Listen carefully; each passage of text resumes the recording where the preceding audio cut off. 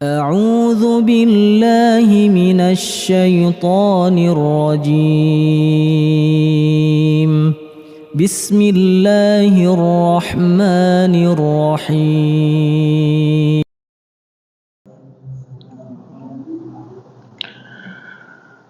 Alhamdulillah wassalatu wassalamu ala Rasulillah wa ala alihi wa ashabihi wa man walah wala hawla wala quwata illa billah. Alhamdulillah, ma'asyiral muslimin jamaah Masjid Babus Salam yang dimuliakan Allah Subhanahu wa taala. Kita senantiasa bersyukur kepada Allah Subhanahu wa taala yang mana Allah juga senantiasa memberikan nikmat yang banyak kepada kita, hingga di kesempatan kali ini kembali kita bisa berkumpul di salah satu rumahnya Allah Ta'ala ini dalam rangka ya kita meraih kebaikan bersama, yang mana di sini kita akan bersama-sama belajar untuk memahami agama ini, yang tentunya kata baginda Nabi SAW bahwasanya man yuridillahu bi khairin faqihu fiddin. Siapa yang Allah menghendaki kepadanya untuk mendapatkan kebaikan, ya maka Allah akan jadikan dia faham agama. Maka tentu bahwasanya hadirnya kita di tempat ini adalah dalam rangka kita bersama-sama tafakuh fiddin, kita berusaha memahami agama ini dan kita berusaha untuk mendapatkan kebaikan dari Allah Subhanahu wa taala. Maka dengan demikian kita berharap bahwasanya hadirnya kita di tempat ini selalu ya diberikan kebaikan Allah Ta'ala untuk kita semua di dunia maupun di akhirat kelak. Amin.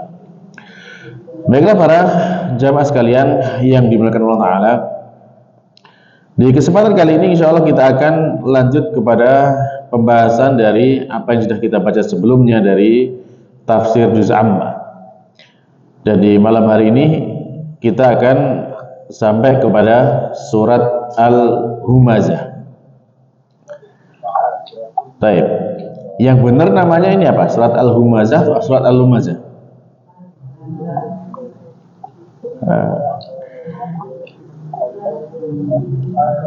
Iya. Ya demikianlah namanya ya, bisa disebut dengan surat Al-Humazah. Ya itu yang masyhur ya. Juga ada yang mengatakan sebagai Al-Humazah. Nah, baik. Nah, surat Al-Humazah ini memberi pelajaran yang penting kepada kita terkait juga dengan hal yang mungkin saat ini marak terjadi. Apa itu? Yaitu terkait dengan banyaknya pembulian gitu ya. Apa pembulian? Ya bukan dimasakin nasi kebuli ya. Iya. Kalau di maat kita namanya pembulian itu dimasakin nasi kebuli gitu. Sehingga setiap ada santri baru masuk ke maat, mereka dibuli dulu, dimasakin nasi kebuli gitu. Dan itu ya senang sekali santri yang dibuli gitu kan. Tapi kalau kita lihat berita-berita sekarang, ya Allah, na'udzubillah ya, banyak sekali pembulian yang terjadi di pesantren maupun di sekolah. Yang akibat dari pembulian itu kemarin ada berita di Aceh itu ada pesantren dibakar. Gara-gara santrinya ini dendam kepada pembulinya yang dibakar pesantrennya gitu. Yang kemarin juga yang rame sekolah SMA negeri di Jakarta ya dibom gitu ya. Dibom oleh muridnya sendiri gitu ya. Dengan alasan katanya juga sering dibully. Nah, kalau kita lihat ya video-video yang beredar, banyak sekali ya anak-anak SMP gitu kan, temennya dibully gitu kan. Termasuk juga ya baik itu laki-laki maupun perempuan, itu banyak sekali kita dapati hal seperti itu. Nah, dari situ coba kita lihat bagaimana sih sebenarnya agama kita mengajarkan tentang peristiwa pembulian tersebut. Seperti apa yang istilahnya ditetapkan dalam agama kita, harusnya bagaimana. Maka di sini kita bisa lihat dalam firman Allah Ta'ala surat Al-Humazah ini. Allah Subhanahu wa Ta'ala berfirman di dalam surat Al-Humazah. Allah berfirman di sana, A'udzu billahi minasy syaithanir rajim. Bismillahirrahmanirrahim. Wailul likulli humazatil lumazah alladzi jama'a malan wa 'addadah yahsabu anna malahu akhladah kalla layunbadanna fil hutamah wa ma adraka mal hutamah narullahil muqadah allati tattali'u 'alal afidah innaha 'alaihim muqsadah fi 'amadin mumaddadah. Barakallahu lana bima sami'na min ayatil karim. Semoga Allah memberikan keberkahan kepada kita dari apa yang kita dengar dari firman Allah Subhanahu wa taala. Amin. Baiklah para jemaah, di surat Al-Humazah ini ada 9 ayat. Yang mana Allah mengawali dengan firman-Nya wail. Dulu sudah pernah kita jelaskan ya, wailul lil mutaffifin. Ya. Wail ini maknanya bahwasanya itu berupa ancaman. Ya. Ancaman kepada orang yang disebutkan setelahnya. Yang mana ancaman ini menjadi ancaman yang tetap bagi orang-orang yang melakukan perbuatan-perbuatan yang diancamkan setelah dari penyebutan kata ini. Dan di antara makna yang lainnya dari kata wail ini ada salah satu nama dari lembah yang ada di neraka Jahannam. Artinya apa? Artinya bahwasanya orang yang melakukan atau memiliki sifat atau perbuatan seperti yang disebutkan dalam ayat seperti ini, maka dia diancam untuk dimasukkan ke dalam wail, yaitu lembah yang ada di neraka Jahannam. Baik. Siapakah yang diancam di sini? Yaitu Allah menyebutkan likulli. Likulli berarti maknanya bagi semua. Kul itu kan semuanya. Jadi semua yang melakukan perbuatan setelah ini, yang telah disebutkan ini, maka diancam dengan wail tadi. Apa itu? Yang diancam siapa mereka? Yaitu humazatin lumazah. Humazah dan lumazah ini sebenarnya memiliki kesamaan makna. Dalam bahasa Arab itu yaitu ada kemiripan maknanya. Yaitu maknanya adalah mencela, mencaci atau menjelek-jelekkan. Ya. Sehingga setiap orang yang dia itu melakukan perbuatan seperti ini, perbuatan mencaci, mencela, ya, menjelek-jelekkan ataupun yang lainnya, maka diancam oleh Allah Subhanahu wa taala dengan wail. Nah, akan tetapi Al-Qur'an ya di dalam kata-kata yang disebutkan itu, setiap kata yang disebutkan dalam Al-Qur'an itu memiliki makna yang berbeda. Maka perbedaan dari makna humazah dan lumazah ini terletak pada penggunaannya. Jadi kalau humazah Ya, humazah itu celaan yang dilakukan dengan perbuatan. Misalkan gimana? Perbuatan yang menunjukkan celaan kepada orang. Ya, ya bisalah dengan pandangan mata yang pandangan yang istilahnya pandangan sinis gitu kan, atau pandangan yang mengintimidasi, atau juga dengan berpaling muka gitu ya, atau dengan isyarat jari ya, yang jempol kebalik gitu kan, itu kan juga mencela kan, menjelek-jelekkan gitu. Nah, perbuatan-perbuatan seperti itu ini masuk dalam humazah, yang mana ini ya perbuatan yang mencela seperti tadi. Adapun kalau lumazah itu celaannya dilakukan dengan lisan, dengan ucapan. Ya, jadi itu bedanya antara humazah dan lumazah. Sama-sama ia bermakna celaan, tapi dilakukan dengan cara yang berbeda. Di antara misalkan kalau kita lihat dalam firman Allah Subhanahu wa taala di dalam surat At-Taubah ayat 85, Allah berfirman di sana, wa minhum may yalbisuka fis shadaqati fa in u'tu minha radu wa in lam yu'tu minha idza hum yaskhutun.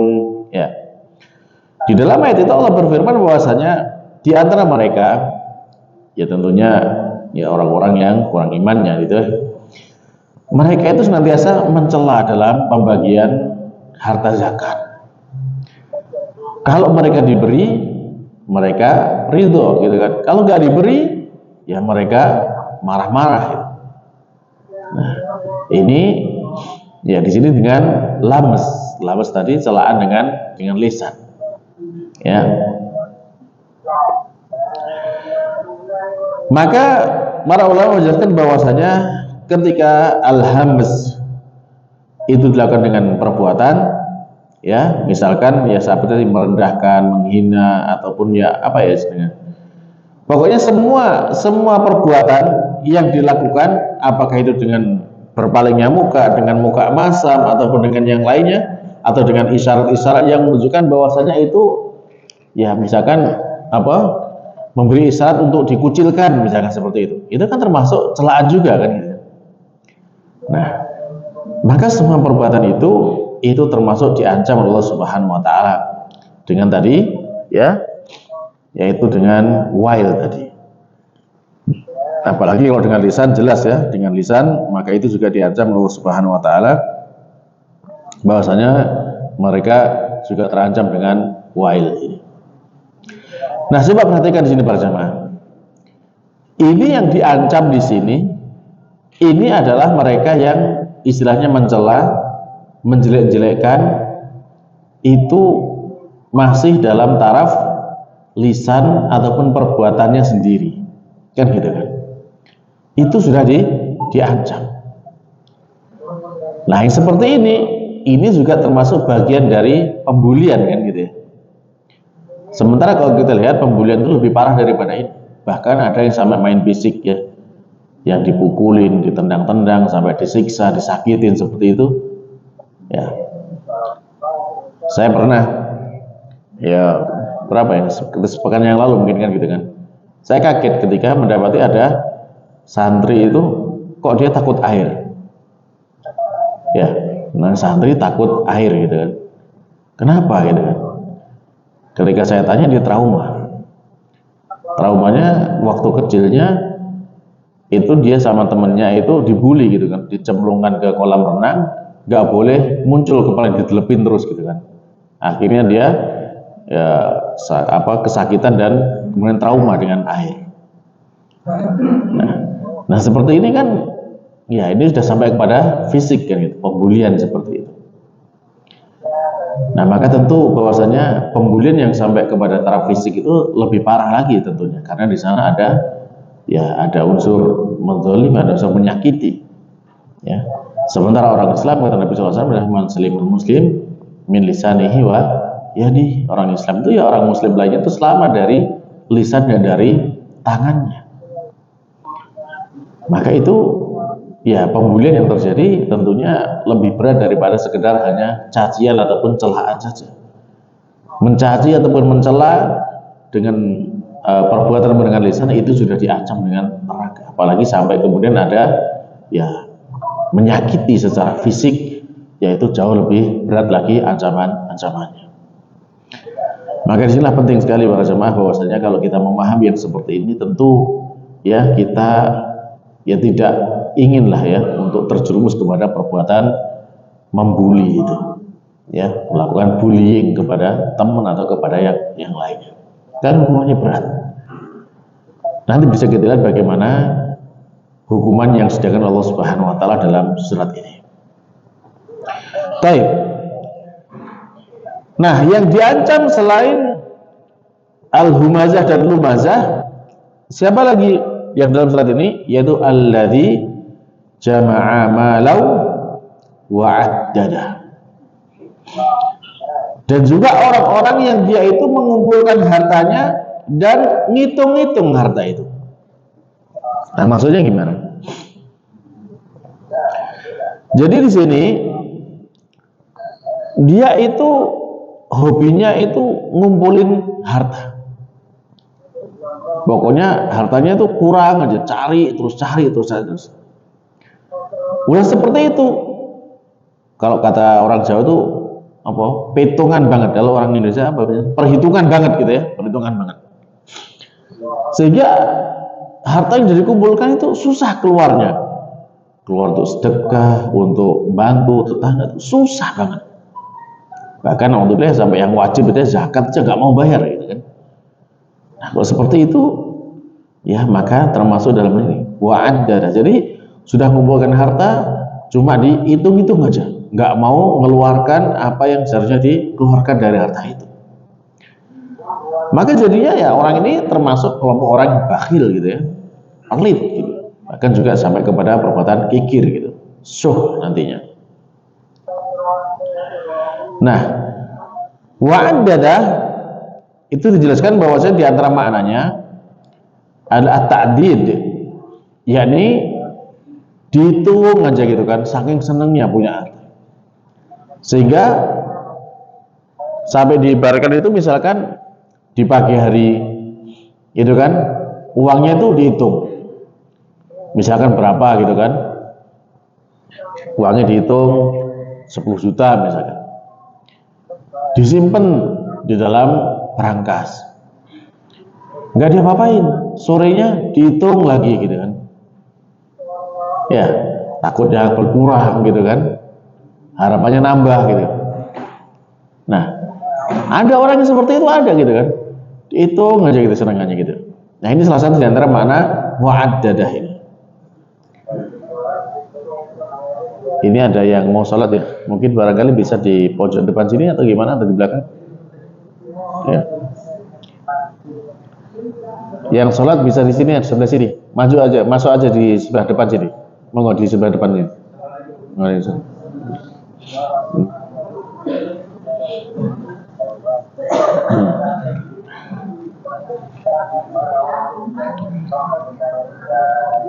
Baik, kita lanjutkan.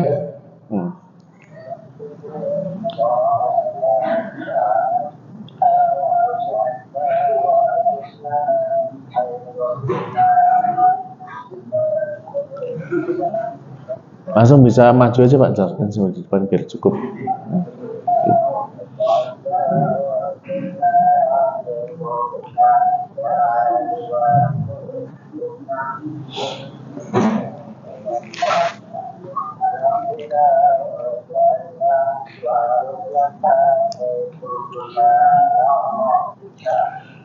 Nah, jadi tadi ya termasuk makna dari wa'addada, yaitu dihitung-hitung terus. Karena apa? Ya karena dia saking senangnya gitu kan, punya harta, punya uang, jadi uangnya dihitung terus gitu. Makna yang lainnya dari wa'addadah ini,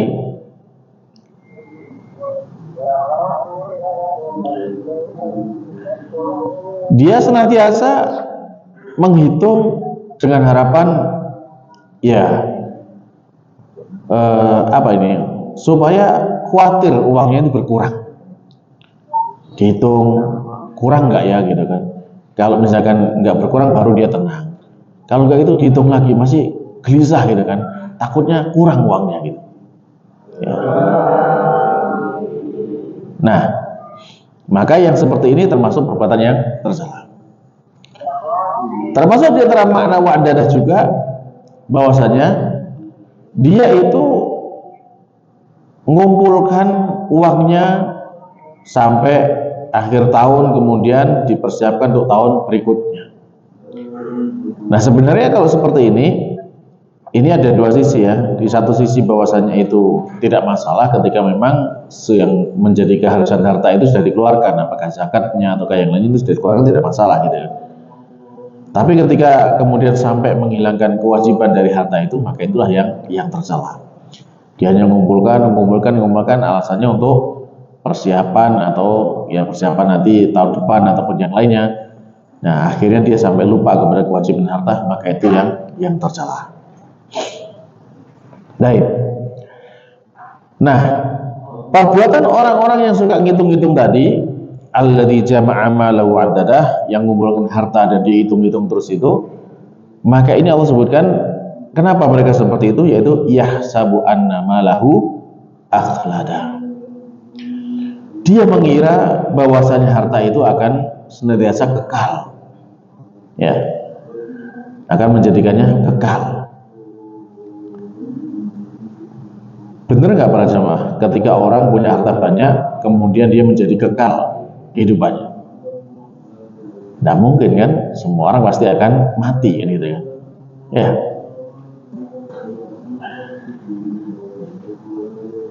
Nah, mungkin sebagian orang beranggapan bahwasanya dia mengumpulkan harta yang banyak supaya nanti cukup untuk 7 turunan gitu ya. Sehingga anak cucunya nggak usah repot lagi nyari harta. Apakah menurut seperti itu gitu ya? Sehingga dia ketika mengumpulkan harta itu sampai kemudian ya lupa apa yang menjadi keharusan yang dia keluarkan, apakah itu zakatnya, apakah itu sedekahnya. Dia nggak mau mengeluarkan karena khawatir nanti anak cucunya nggak makan. Apa ya seperti itu? Jadi masing-masing kan Allah kasih jatah rezekinya kan gitu kan. Ya, jadi yang harus dilakukan adalah yang menjadi keharusan bagi dia. Nah, maka ketika seseorang itu merasa bahwasanya hartanya itu bisa menjadikan dia kekal, maka biasanya orang itu beranggapan kalau dia punya harta banyak, nanti dia memiliki kemuliaan di tengah masyarakat. Dianggap ini orang hebat, orang kaya gitu kan. Dan kemudian setelah dia meninggal, orang-orang masih tetap membanggakan kekayaan tersebut. Ada yang seperti itu? Ya, punya anggapan bahwasanya wah saya ini harus kaya gitu kan, harus menjadi kalau sekarang ya triliuner gitu ya, hartanya bertriliun-triliun gitu kan, punya rumah yang gede gitu, mobilnya banyak. Dengan apa? Nanti ketika saya meninggal, orang-orang masih mengingat saya ini sebagai orang yang hebat gitu. Ada ya kira-kira seperti itu ya. Nah, tapi kira-kira dengan anggapan seperti itu, apakah terwujud bahwasanya dia akan dikenang sebagai orang yang hebat?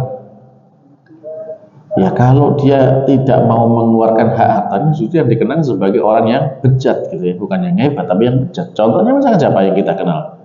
Qarun kan gitu ya. Qarun hartanya banyak, sampai sekarang pun dikenal. Kalau orang nemu harta gitu kan, dalam bumi disebut dengan hartanya Qarun gitu ya, harta karun gitu. Kenapa kok seperti itu ya? Karena Qarun nyimpen harta, mengumpulkan harta, nggak mau menyedekahkan, nggak mau membelanjakan di jalan Allah Subhanahu Wa Taala. Akhirnya yang terkenal apa? Terkenal dengan jeleknya. Sama juga kalau misalkan ada orang-orang yang dia itu cuma mengumpulkan harta yang banyak, lalu mati gitu kan. Yang dikenal sama orang bukan kayanya, tapi karena pelitnya kan gitu ya. Bener nggak? Ya. Kenal ini udah punya rumah besar, rumah gedong seperti ini, tapi nggak mau berbagi sama tetangga ataupun yang lainnya, tangannya kesulitan nggak peduli, itu yang dikenal. Iya kan? Maka justru yang kekal adalah jeleknya, bukan kebaikannya. Nah, maka inilah makna dari yahsabu anna malahu akhlada. Apakah yang mereka lakukan benar? Tentu tidak ya. Allah menyatakan dalam Al-Quran, kalla, sekali-kali tidak demikian. Itu tidak benar. Ya, apa yang mereka inginkan itu tidak benar. Kalla, sekali-kali tidak benar. La yumbadanna fil hutamah. Pasti mereka benar-benar akan dilemparkan ke dalam hutamah. Ya, katakanlah, ya sering banyak dalam Al-Quran kan. Ya diantaranya bahwasanya itu menunjukkan makna pengingkaran kepada apa yang telah disebutkan tadi. Kalla, sekali-kali tidak seperti itu. Dan juga bisa bermakna pembenaran kepada yang setelahnya. Bahwasanya benar-benar pasti nanti mereka akan dilemparkan ke dalam hutamah. Ya, maka ini adalah makna dari kalla tersebut. Dan keduanya benar. Ya, makna itu keduanya benar. Apakah untuk makna menafikan yang sebelumnya, ataukah malah menguatkan makna setelahnya, juga sama-sama benar. Nah, coba kalau kita perhatikan dengan kalla la yumbadanna. Berarti di situ ada penekanan. Kalla itu sudah penekanan sendiri. Lalu la itu kata penekanan dalam bahasa Arab. Lalu ada nun tasdid nun taukid, itu juga penekanan. Jadi benar-benar ditekankan oleh Allah Subhanahu wa taala dengan 3 kali penekanan. Pasti ya apa? Kalau dalam bahasa kita berarti apa? 3 kali penekanan. Sungguh, benar-benar, pasti gitu ya. Sungguh benar-benar pasti mereka akan dilemparkan ke dalam hutamah. Jadi udah nggak ada keraguan lagi. 3 kali ada penekanan di sana. Ya. Nah, saat mereka orang-orang yang tadi disebutkan itu, ya baik itu orang yang suka mencela dengan lisannya, suka mencela dengan perbuatannya, yang mengumpulkan harta seperti itu tanpa dikeluarkan hak hartanya, gitu kan? Ya, maka mereka nanti akan dilemparkan ke dalam al-hutamah. Apa itu hutamah? Secara bahasa, hutamah itu adalah yang bermakna yang menghancurkan. Ya, atau merusak. Dan Allah Subhanahu wa taala kemudian menanyakan kepada kita, wa ma adraka mal hutamah. Dan tahukah kalian apa itu hutamah? Nah, pertanyaan ini sebagaimana pertanyaan sebelumnya di surat-surat sebelumnya ya, ini mengandung makna sebagai makna ta'zim dan tafkhim, menunjukkan sesuatu yang besar dan ya apa namanya agung gitu ya, sesuatu yang besar. Hutamah, apa itu hutamah? Apa yang kalian tahu tentang hutamah? Maka hutamah itu disebutkan sebagai narullah, yaitu apinya Allah, nerakanya Allah, al-muqadah yang itu membakar. Sehingga orang-orang yang tadi ya di awal surat itu memiliki sifat sebagai orang yang suka mencela, suka membuli gitu ya, itu diancam dengan dilemparkan ke dalam nerakanya Allah yang membakar. Ketika Allah Subhanahu wa taala menyebutkan dengan narullah, nerakanya Allah, ya, maka di sini Allah Subhanahu wa taala menisbatkan neraka itu kepada dirinya dengan tujuan apa? Ini tujuannya adalah untuk menunjukkan bahwasanya neraka ini digunakan untuk menyiksa atau menghukum orang yang memang layak untuk dihukum. Dan hukuman Allah Subhanahu wa taala ini atas dasar keadilan, bukan atas dasar kezaliman. Allah tidak memiliki kezaliman sedikit pun. Sehingga setiap perbuatan Allah itu pasti berdasarkan keadilan dalam memberikan hukuman kepada orang-orang yang berbuat kemungkaran atau berbuat kemaksiatan. Api ya itu Allah gunakan untuk membakar, yang mana Kalau orang yang memang layak untuk dibakar ya atau disiksa dengan api itu, maka itu menunjukkan keadilan Allah Subhanahu wa taala. Bukan menunjukkan adanya kedzaliman dari Allah Subhanahu wa taala. Adapun kalau sebaliknya, ketika ada orang yang membakar orang lain dengan api gitu ya, seperti tadi misalkan ada santri yang habis dibully, kemudian karena jengkel, kesal, jam 2 pagi dia atau jam 3 pagi dia bangun, lalu kemudian membakar. Ya maksudnya membakar, mungkin nggak tahu apakah senior atau siapa yang dibakarnya, tapi semua sak pondok akhirnya kebakar gitu. Nah kalau seperti itu berarti kan di sana api digunakan untuk kezaliman, bukan untuk keadilan. Maka kalau kemudian yang dihukum dengan api adalah orang kafir, itu zalim atau adil? Adil ya. Jawaban jelas itu bahwasanya itu adalah adil, bukan adalah berikan kezaliman. Nah, kalau kita lihat para jamaah, Allah sebutkan di sini kata hutamah. Lalu kemudian di awal surat Allah sebutkan humazah, lumazah, ya. Jadi humazah, lumazah, hutamah. Bentuknya sama semua ya. Dhammah ya, fathah gitu ya. Dhammah fathah, dhammah fathah. Nah, adanya kesetaraan ini kalau dalam bahasa Arab disebut dengan wazn ya. Wazn jadi kayak format gitu, format tulisan. Ini dari 3 kata itu ya memiliki format tulisan yang sama. Dhammah, fathah dan diakhiri dengan ta marbuthah ya. Humazah, lumazah, hutamah. Maka para ulama menjelaskan bahwasanya di antara faedah yang bisa diambil dari sini, ini menunjukkan adanya kesesuaian antara perbuatan dengan balasannya. Perbuatannya tadi humazah, lumazah, atau dalam bahasa kita membuli lah gitu ya. Balasannya adalah hutamah. Hutamah adalah neraka yang merusak atau yang menghancurkan. Api yang menghancurkan. Nah, berarti di sini para jamaah ini kan ancamannya bukan ancaman yang sepele kan gitu ya. Orang yang suka menghina, yang suka mencela, suka menjelek-jelekan, atau suka membuli itu terancam dengan neraka yang membinasakan tadi. Baik. Lalu Allah menyebutkan bahwasanya allati tattali'u 'alal afidah. Yang tadi yang neraka Allah yang membakar tadi, narullahil muqadah, allati tattali'u 'alal afidah.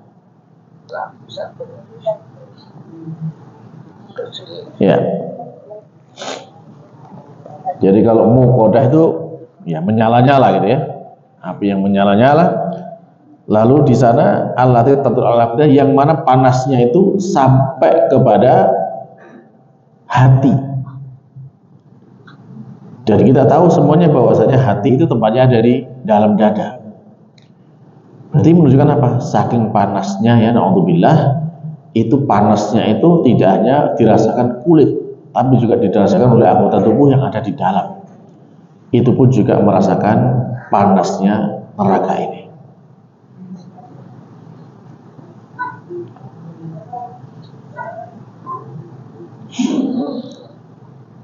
Ini menunjukkan dahsyatnya daripada api neraka itu. Innaha alaihim muqsadah. Sesungguhnya ya, api itu di atasnya tertutup rapat. Nah, di dalam ayat ini Allah menyebutkan dengan alaihim, yang maknanya bahwasanya itu atas mereka semuanya. Siapa mereka itu? Ya tadi kan tadi disebutkan likulli kan, kul berarti kan semua. Semua itu berarti kan banyak. Semua orang yang suka mencaci maki, suka mencela, baik itu dengan lisan maupun dengan perbuatannya, juga termasuk juga semua orang yang suka mengumpulkan harta tapi tidak mau menginfakkannya, ya. Maka ini semuanya digabung dalam ayat ini, yaitu innaha alaihim, sesungguhnya neraka tadi itu atas mereka, semua tadi yang diancam tadi itu muqsadah, ada tutup yang rapat di atasnya. Jadi neraka itu kan berupa lembah gitu ya, jurang neraka. Lalu di atasnya ditutup dengan tutup yang rapat. Maknanya apa? Maknanya tidak ada seorang pun dari mereka yang bisa keluar dari api neraka itu, dari siksaan neraka itu. Ya, tertutup atasnya, naudzubillah. Dan termasuk makna yang lainnya dari tertutup ini Allah sebutkan di dalam surat ya yang lain, bahwasanya Allah berfirman kullama aradu ayyahruju minha uidu fiha, disebut as-sajdah ya. Ketika mereka itu ingin untuk keluar, jadi berusaha untuk memanjat gitu kan, lalu ketika sudah mau sampai di atas gitu, apa yang terjadi? Uidu fiha, mereka dikembalikan lagi ke dalamnya. Nah ini para jemaah, ini juga menjadi siksaan di atas siksaan. Kenapa? Kalau misalkan jangan bayangkan, ketika ada seseorang yang di dunia ini saja misalkan, dia terjebak ke dalam sebuah jurang, kan gitu ya, terjerumus dalam jurang di sana. Lalu di situ pastilah dia berusaha untuk keluar dari jurang itu kan gitu, dengan harapan bisa selamat. Nah, ketika dia berusaha memanjat dinding jurang itu, terus berusaha sampai ketika sudah mau sampai di atas, tiba-tiba ranting yang dipegang dia patah, jatuh lagi ke dasarnya lagi. Kira-kira seperti ini menambah sakit atau menambah senang? Sudah ada harapan mau selamat gitu kan, tiba-tiba jatuh lagi ke dasar jurang. Tentu getunnya itu banget gitu kan, nyeselnya itu, aduh tinggal dikit lagi gitu kan. Demikianlah keadaannya orang neraka. Di neraka itu mereka berusaha ya dengan siksaan tentu lebih berat ya. Kalau cuma di jurang dunia mungkin dia kan masih nggak kepanasan kan gitu kan, itu juga masih ada. Kalau di neraka mereka udah tersiksa kepanasan, berusaha keluar, ketika sudah mau sampai atas, dikembalikan lagi ke dasarnya lagi, tambah lagi penderitaannya. Mereka penghuni neraka, naudzubillah min dzalik. Ya, jadi di neraka itu tertutup di atasnya, mereka tidak akan bisa keluar kecuali dari izin Allah Subhanahu wa Ta'ala.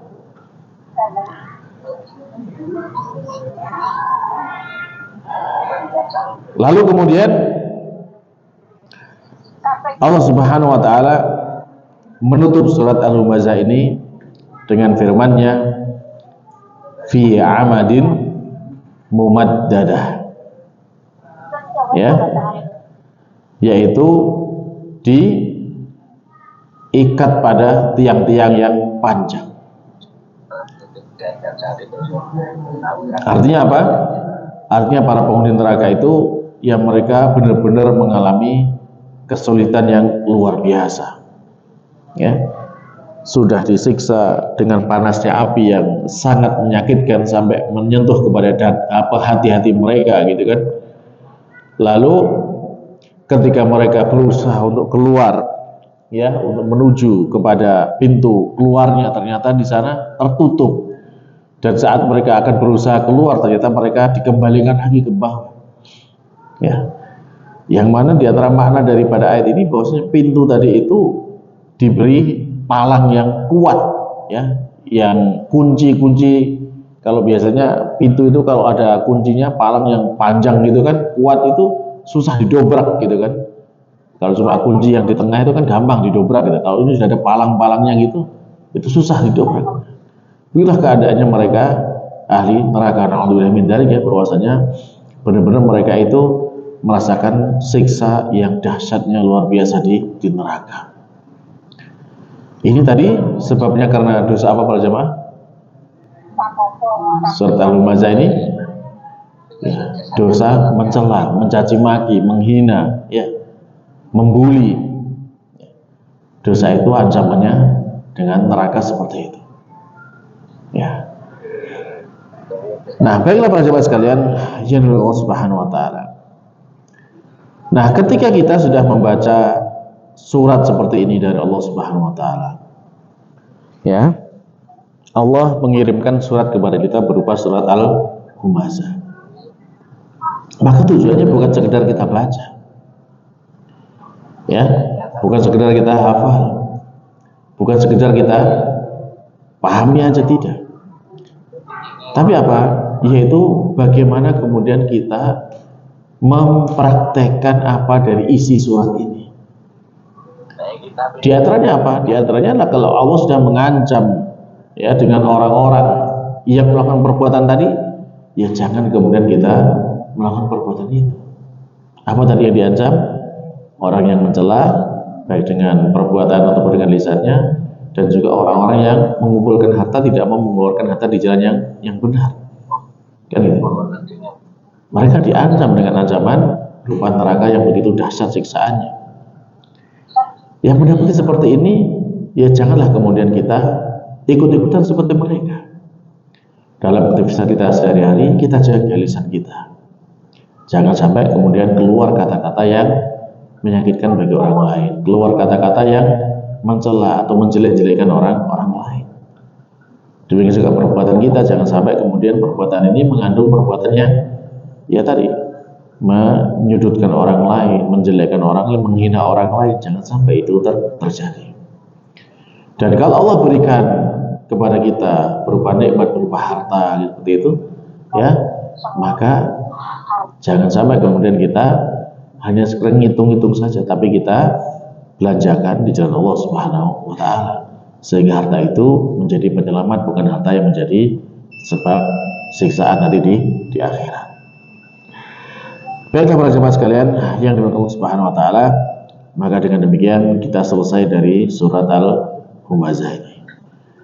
Mudah-mudahan ya Allah taala senantiasa memberikan tambahan ilmu, tambahan keimanan kepada kita, dan juga diberikan taufik kepada kita semuanya untuk kita bisa mengamalkan surat ini, sehingga kita menjadi hamba-hamba yang selamat dari apa yang Allah ancamkan ini, dan kemudian Allah menyelamatkan kita dari segala keburukan di dunia maupun di akhirat kelak. Amin. Demikian yang bisa kita sampaikan pada kesempatan kali ini. Semoga bermanfaat untuk diri saya dan untuk para jamaah sekalian. Dan kita akhiri, subhanakallahumma rabbana wa bihamdika asyhadu an la ilaha illa anta astaghfiruka wa atubu ilaik. Wassalamualaikum warahmatullahi wabarakatuh. لئن شكرتم لأزيدنكم ولئن كفرتم إن عذابي لشديد